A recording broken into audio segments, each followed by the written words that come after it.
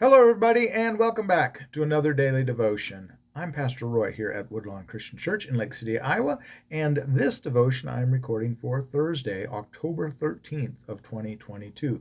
We're going to finish up the fourth chapter of Hebrews today. We're going to look at just three little verses, verses 14, 15, and 16. Chapter 4 is a short chapter. There are several short chapters here in Hebrews, to be honest, but this particular one isn't kind of, to me, is kind of odd division. Really, to me, I don't know why 14, 15, and 16 aren't in chapter 5. But they did not ask Pastor Roy when they decided to break up the chapter verses for scripture. So I can't answer why they did that. But to me, these three verses belong in chapter 5, be that what it may. So let's take a look at these. We've been talking about Jesus compared to Moses and such, and now we're going to switch gears. We're going to start talking about the high priest, and we're going to do that for a little stretch here, next few days. We'll be comparing Jesus to the priesthood. So let's look at verses 14, 15, and 16 in chapter 4 of Hebrews. Since then we have a great high priest who has passed through the heavens, Jesus, the Son of God. Let us hold fast our confession. For we have not a high priest who is unable to sympathize with our weaknesses, but one who in every aspect or every respect has been tempted as we are, yet without sin. Let us then with confidence draw near to the throne of grace, that we may receive mercy and find grace to help in time of need. Okay, so we're projecting Jesus now into the role of the high priest. And again, just like with Moses, where Moses was a servant, Jesus was a son, here he is quite far above the high priest. And again, this kind of plays into that whole thing where we need to cast a new role for the priesthood is gone now. The temple is gone.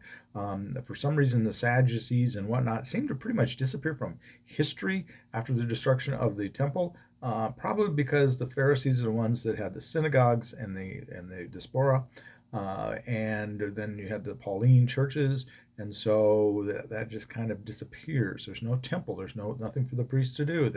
You can't sacrifice without a temple. What are we going to do?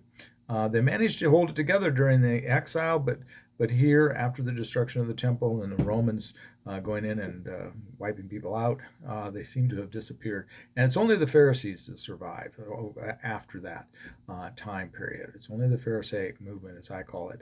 I'm not sure that's a word, but that's what I always say. The Pharisaic movement, which really is what spawned modern day Judaism as well as Christianity. All Christianity, we're really just Pharisees. We're just a bunch of Pharisees, guys. So here we have this Jesus cast now into the role of the high priest. But he's not a high priest like the other high priests. The other high priests were just normal people. They were sinners. I mean, you can look at all of your ministers and all your clergy and what you have. We're all a bunch of sinners.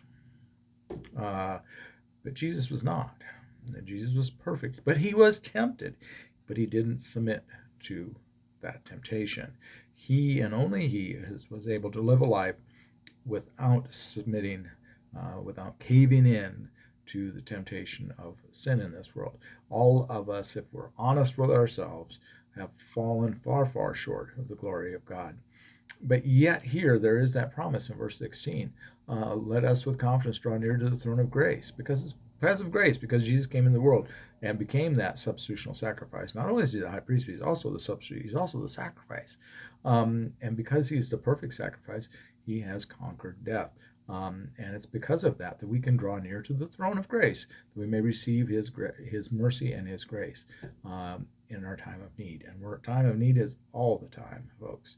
We never have a time in our lives when we aren't in need of his mercy and his grace.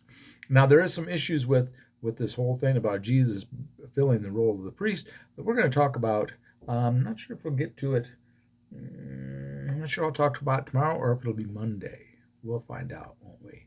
But we just realize what is the issue with casting Jesus in that role, and how does the writer of Hebrews get around that problem. He brings up this mysterious fellow in order to do that. So, like the old shows, tune in tomorrow or maybe even Monday to find out the rest of the story.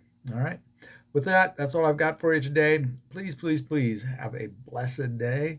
And please, as I like to say, be a blessing to someone today. We'll see you tomorrow. Take care. God bless. Bye-bye.